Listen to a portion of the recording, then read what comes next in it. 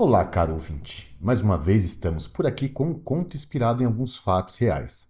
Como nasceu? De um simples e triste momento. Algumas doenças, as conhecidas por terminais ou degenerativas, não devoram apenas nossos entes queridos, como também aqueles que estão mais próximos. Ver alguém que amamos se apagando dia após dia é algo que pode afetar até mesmo a pessoa mais insensível do planeta. Todos nós iremos morrer um dia, e a morte só imprime seus mistérios quando estamos para passar dessa para uma melhor. Não sabemos quando esse dia chegará, mas. E aqueles parentes que sabemos que é só uma questão de tempo? Os pacientes acabam aceitando sua sina, porém os familiares, apesar de preparados, na verdade nunca estão preparados para o momento derradeiro. Pois bem, a história de hoje gira em torno de uma doença que é o verdadeiro terror desse texto. Claro, não aparecerá claramente, estará nas entrelinhas da mesma forma que se aloja em nós. Eu me chamo Adriano Villa e você está prestes a embarcar em mais uma história baseada em alguns fatos reais. Segure minha mão e venha comigo.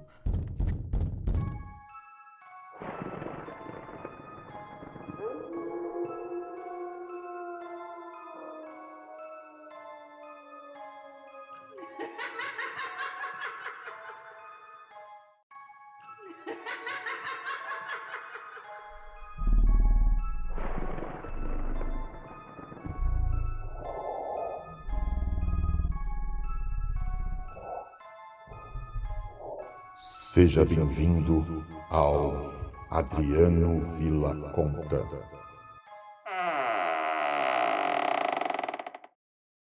Querido? Antunes meneou a cabeça rapidamente, como se tivesse despertado de um sonho. Está tudo bem? Você mal tocou em seu jantar. Antunes olhou para sua esposa e estendeu a mão para que ela o segurasse. Você está bem? Nunca lhe vi com um semblante tão sombrio assim. Alguma situação que não conseguiu deixar no tribunal?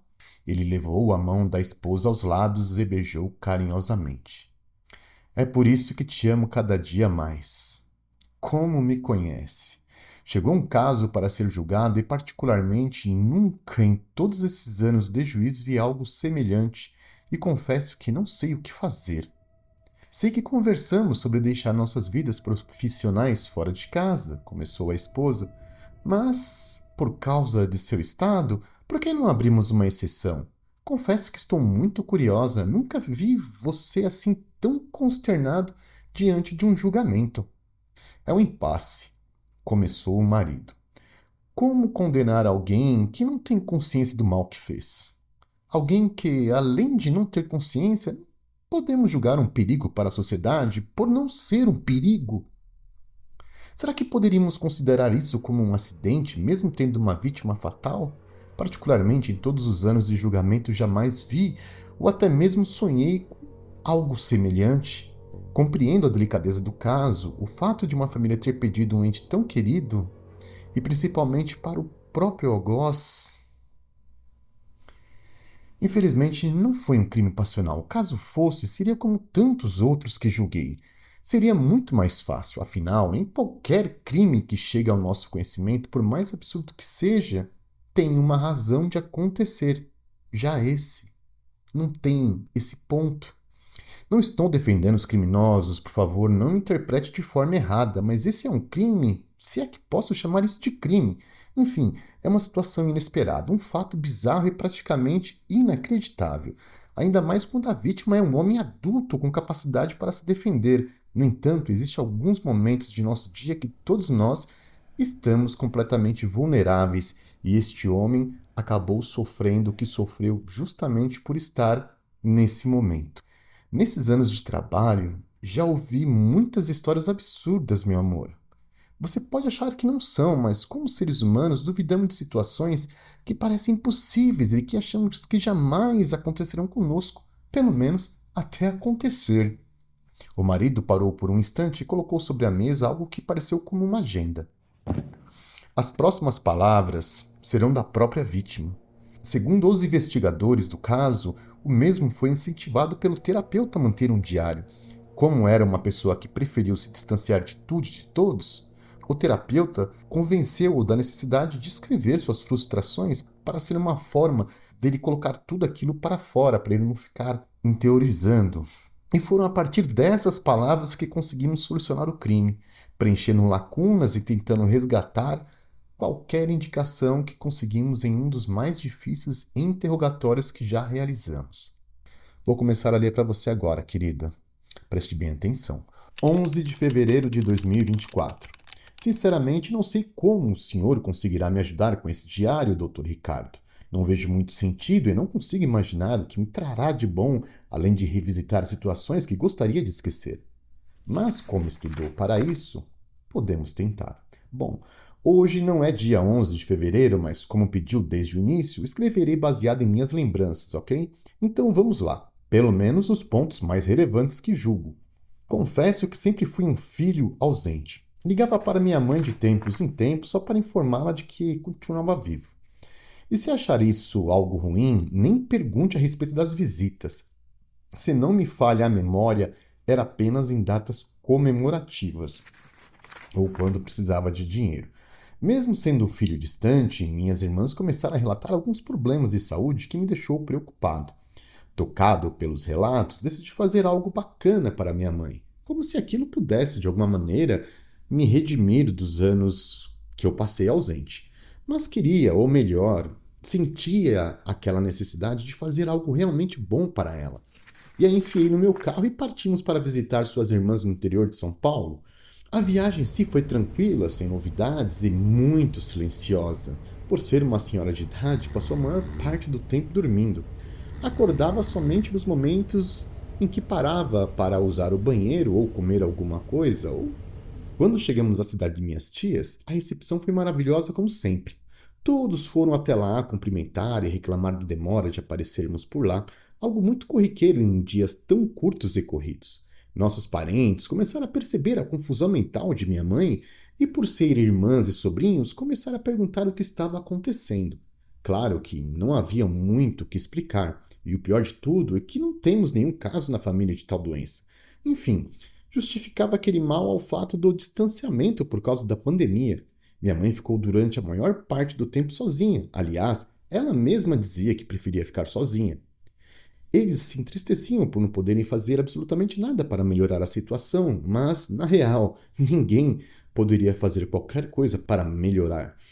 Segundo os especialistas, até mesmo os remédios contavam com soluções que seriam mais paliativas, ou seja, gastávamos a maior grana com remédios que já haviam feito tudo aquilo que deveriam fazer. Bom, foi uma viagem rápida, praticamente um bate e volta. O que queria era levá-la para ver todas as irmãs. Ela pedia por isso e acho que devia isso a ela de certa forma. Não foi por obrigação. Fui para fazer algo de bom para ela. Algo que deveria ter feito há muito tempo e sempre que possível. Quando retornamos a São Paulo, já vinha pelo trajeto pensando na impossibilidade de viver sozinha. Meus irmãos estavam casados e moravam nesses apartamentos novos que mais parecem um ovo. Eu era o único que vivia em uma casa que permitia mais liberdade, comodidade e ainda não tinha escadas. Então assumi a responsabilidade e a trouxe para morar comigo. Como trabalhava à noite em casa, seria perfeito, doutor. Não queria colocar minha mãe em uma dessas casas de repouso, sabe? Não é fácil acompanhar, remediar e não ver nenhuma melhora. É triste demais ver alguém que fez tanto por nós, sem esperar nada em troca, chegar aos 45 minutos do segundo tempo desse jeito. Falando coisas desconexas e fatos do tempo de meus avós, literalmente falando. É engraçado como essa doença nos consome, ela apaga determinadas situações de nosso hoje, mas fatos que aconteceram há muito tempo acabam permanecendo. Sabe, doutor, se não tivesse perdido tanto tempo de minha vida com atividades que não me levariam a nada, faria o mesmo curso que o senhor fez, só para tentar entender essas coisas. Como pode esquecer o agora e lembrar o antes? Enfim, para encerrar esse primeiro relato, não estou me sentindo melhor pelas palavras. Na verdade, sinto que estou expondo particularidades que só cabem à minha família. Aliás, nesse texto, não haverá nenhuma moral ou lição, apenas o relato de um coração que sente na alma como essa doença é terrível para todos e principalmente para mim, que tem que assistir tudo sem poder fazer muita coisa. 2 de março de 2024.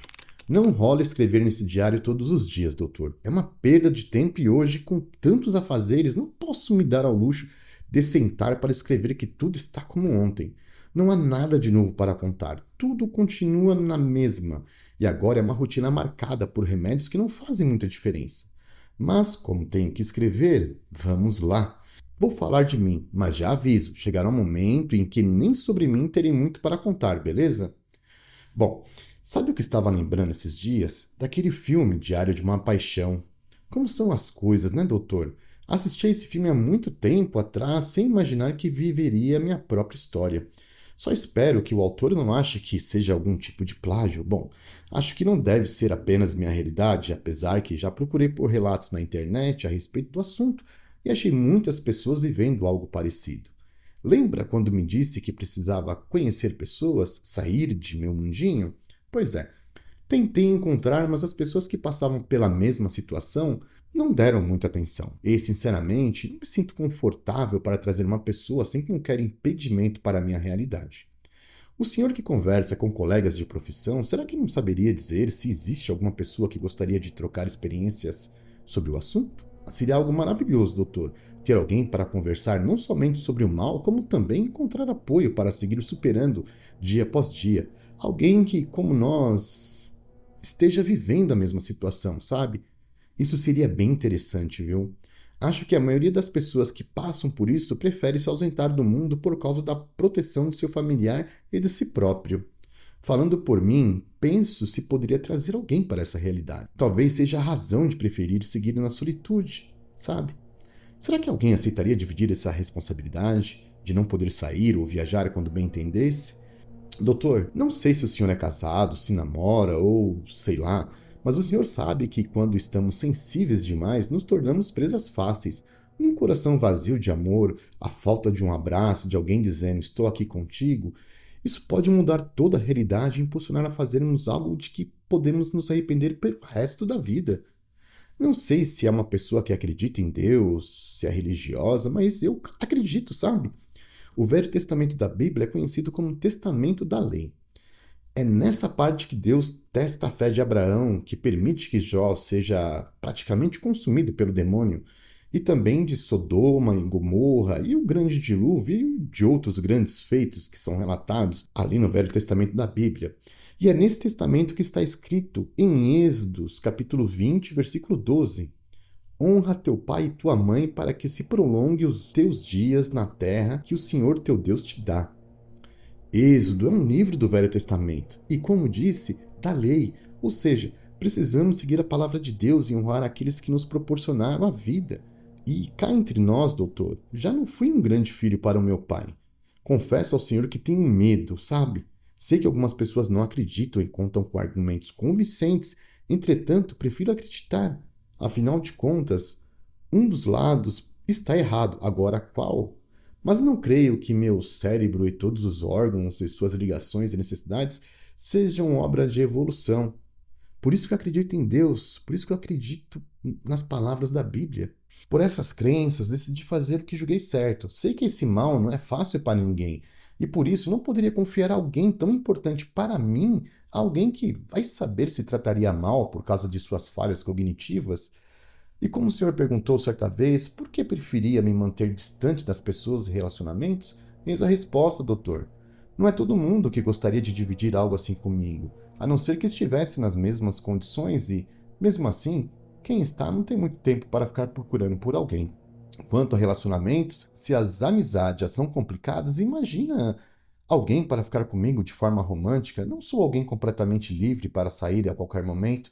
Sei que o senhor dirá que existe possibilidades, mas dizer e sentir na pele é algo bem diferente, doutor. Muito diferente.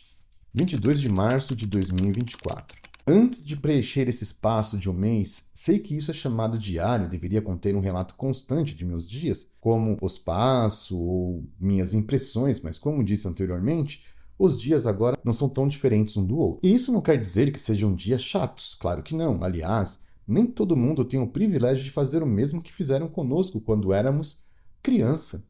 Sim, tenho momentos bons, doutor. Saber que ela confia em mim, de certa forma, me traz orgulho. Saber que estou fazendo algo bom para ela é gratificante. mesmo trocando meu nome continuamente. Quantos filhos não prefeririam deixar seus velhos em casas de repouso? Não devo julgar, doutor. Claro que não, não vou julgar ninguém. Cada um tem sua razão para fazer o que faz.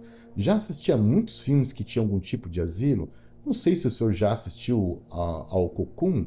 Creio que esse é um dos mais diretos. Quando assisti, sequer imaginava que um dia desejariam que uma piscina como aquela fosse real. Eu queria muito poder fazer alguma coisa, doutor, mas não tenho muito o que fazer além daquilo que já faço para ela. Quanto à minha pessoa, tudo continua seguindo como sempre. Tenho dias bons e dias ruins, mas, como o senhor perguntou, não tenho arrependimentos e repasso a pergunta para o senhor. E se fosse sua mãe com esse problema, o que o senhor faria? Não espero que responda e nem quero. Já basta se o senhor refletir sobre o assunto. Eu verei sua resposta no decorrer de nossas sessões. Enfim, ela tem parecido cada vez mais perdida. Às vezes a vejo sentada no sofá olhando para o chão e fico pensando no que pode estar pensando. Ou melhor, será que está pensando alguma coisa? Eu gostaria de saber. Já perguntei, mas o que dissera foram frases desconexas, nenhum raciocínio lógico. E isso me faz pensar, doutor. Neste momento, ainda conta com algumas propriedades que permitem uma certa independência. Mas e quando começar a esquecer as necessidades básicas? Esse é o momento que me aterroriza. Não pelo trabalho, nunca, jamais é pelo trabalho, mas sim por vê-lo em tais condições. É difícil encarar que alguém tão ativo tenha chegado a esse ponto. Sim, tento buscar em algum familiar rastros do mesmo problema para culpar a hereditariedade. Procuro, mas não tem ninguém que tenha passado por tal situação. Creio que ela esteja dentro de alguma expectativa, sabe do que estou falando? Aquelas expectativas que dizem que tantos porcentos podem sofrer de tal mal. Pelo que li na internet, é que esse problema é conhecido como demência senil e que o Alzheimer é mais comum. Sabe, doutor, acredito em Deus, mas confesso que é meio irônico que as pessoas que passaram suas vidas rezando cheguem a esse ponto. Mas quem sou eu para questionar os desígnios, não é mesmo? Sim, doutor, sou uma daquelas pessoas que acredita que tudo o que acontece é permissão divina, mesmo os caminhos errados que pegamos. Mais uma vez citando a Bíblia, em 1ª Carta aos Coríntios, capítulo 10, versículo 23 a 25, lê-se: Todas as coisas me são lícitas, mas nem todas as coisas me convêm. Posso até questionar, mas não é algo que convém. Aliás, a situação não pede culpados, portanto, não se pode transferir nossa responsabilidade. Sim, doutor, me sinto responsável por toda a situação. Como primogênito da história, deveria ter tomado a frente e ido contra ela mesma quando disse que preferia ficar sozinha. O cérebro é um músculo que precisa ser exercitado para continuar funcionando. E como ela queria ficar sozinha, simplesmente fiz a vontade dela. E agora não pode mais ficar sozinha. Hoje percebo que fiz uma escolha completamente equivocada. Mas, doutor, essa não foi a primeira. Às vezes acho que minha vida inteira foi um equívoco, se o senhor quer realmente saber. Mas não quero entrar nesses detalhes. Acho melhor parar por aqui. 29 de abril de 2024. As coisas pareceram melhorar durante um tempo. Fiquei tão impressionado que achei que a doença começara misteriosamente a regredir. Quer dizer, não foi misteriosamente, tenho rezado muito para que Deus permitisse uma vida mais digna para ela. Ela nunca foi uma mulher de ficar de braços cruzados, desde que me conheço por gente, sempre pegou no batente. E podia chover canivetes que ia assim mesmo para o trabalho. Escrevendo sobre isso, me veio uma questão. Será que os anos de estresse, desilusão e decepção foram responsáveis também por essa situação? Enfim, hoje não me alongarei. Tenho muitas coisas para fazer por aqui. Minha casa precisa ser urgentemente limpa. 27 de maio de 2024. Doutor, cheguei a comentar que ela não me chama pelo nome? Pois é. Hoje em dia tem o nome do meu irmão. E o pior, ele continua sendo Fabiano. Só o meu que muda. Espero que essa confusão não aconteça lá no céu. Vai que, chegando lá, perguntem para ela o que fizeram de bom e ela imitasse o nome do meu irmão. Eu posso culpá-la por isso? Claro que não. É algo triste. E fico pensando em como as coisas são. Já pensou, doutor, em determinado momento de sua vida, depois de lutar e vencer, terminar sequer lembrando quem é o filho ou filha, ou até mesmo qual foram suas vitórias e os sonhos que você conseguiu realizar? Desculpe o início meio debochado, mas me parece que precisamos levar tal doença com um pouco de bom humor. Caso contrário, ela nos puxa para um mundo depressivo, e se estou sentado aqui escrevendo isso, não deixa de ser uma prova. As coisas não têm sido fáceis. E é triste demais ver um ente tão querido em tal situação. Esse mal de Alzheimer, doutor, acho que é mais mal para quem está perto do que para a pessoa que sofre com tal mal, sabia? As pessoas que sofrem com isso parecem simplesmente esquecer de tudo que lhes aconteceu ou acontece. Seria como um computador que não tem como gravar informações e perde assim que desliga. Particularmente, duvido muito que tenha consciência de tudo que acontece com ela. Já pensou, doutor?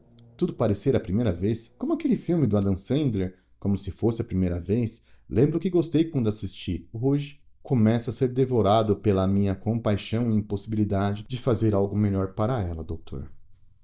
8 de setembro de 2024. É desesperador chegar ao momento de nossas vidas e nos depararmos com uma realidade hollywoodiana. Doutor, se lhe contar algumas situações, com certeza achará que estou exagerando, porém, espero que sua experiência lhe mostre que não. Hoje ela não pareceu ligeiramente consternada. Estava muito nervosa e, sinceramente, creio que nenhum de nós dois podemos ao menos sequer arriscar um palpite da razão para algo assim. E começa a viver em um mundo só dela. Outro dia perguntou quem eu era. E isso me deixou completamente absurdo. E se ela esquecesse de mim? E se um dia acordasse e se deparasse com um estranho dentro de sua casa? O que ela poderia fazer? Ainda mais eu que tenho o sono tão pesado. Já pensou se ela começa a gritar desesperadamente? Claro que não poderia fazer nada, afinal, creio que esquecerá da possibilidade de defender-se também, né?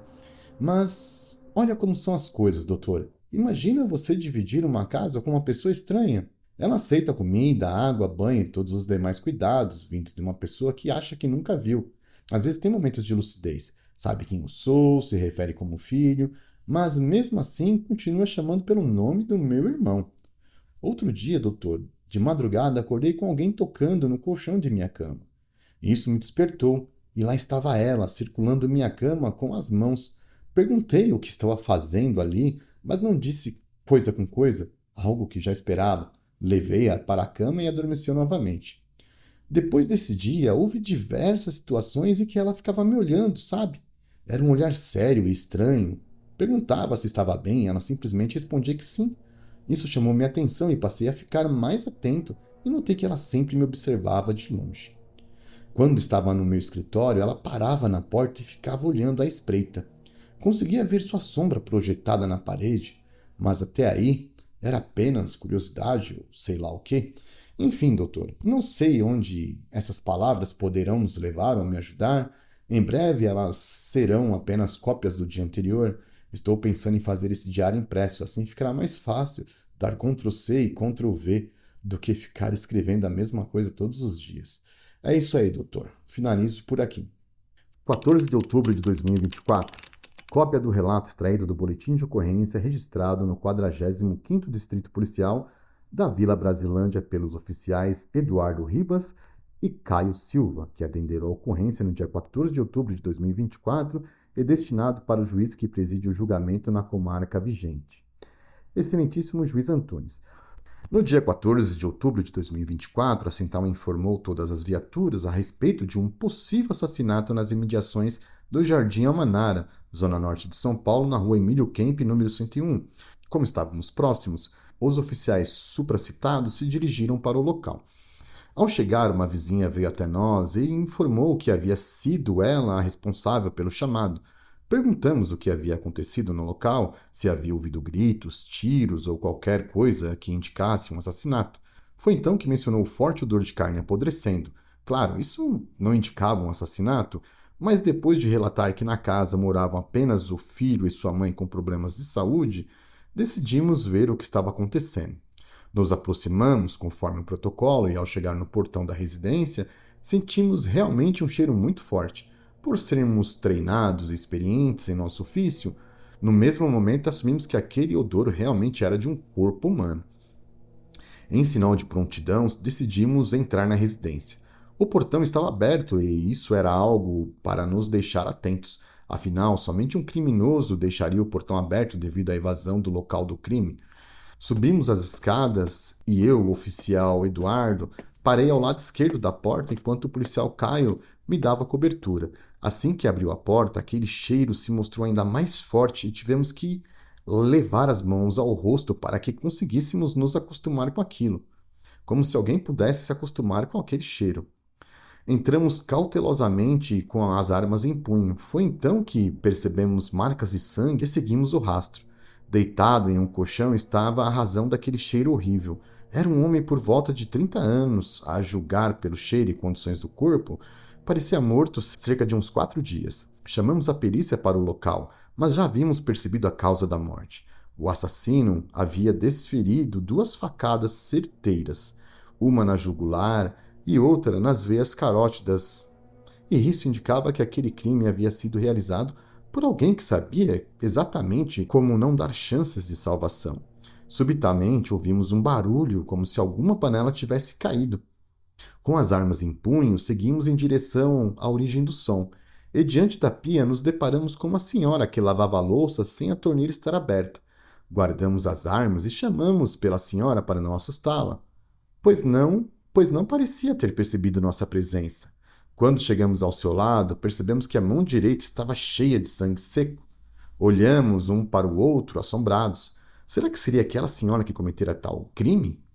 Foi então que toquei em seu ombro e, com um reflexo de um lince, ela pegou uma faca mas o oficial Caio foi mais rápido, impedindo um novo assassinato. Contivemos a senhora, mas não precisou de força. Estava bem fraca e não sabia o que havia acontecido ou por que estávamos ali. Levamos até o local do crime, mas ela sequer se condoeu com o corpo estendido sobre o colchão, e foi nesse momento que os peritos chegaram à cena do crime. Uma das profissionais, que era uma mulher, ficou com a senhora e acabou nos informando que tinha todos os traços de sofrer de mal de Alzheimer. Assim que os demais estudaram a cena do crime, eis que conseguem uma digital na faca que condizia com a senhora encontrada no local. Segundo o psiquiatra forense, o Dr. Santos, o homem havia sido morto por sua própria mãe, provavelmente por achar que era um estranho dormindo em sua casa. Era a única coisa que poderia explicar a situação. Oficiais responsáveis pelo relato, Eduardo Ribas e Caio Silva. Agora entendo seu pesar. Como julgar alguém que sequer lembra que matou o próprio filho achando que era um desconhecido que invadira sua casa? Como? Como fazer isso?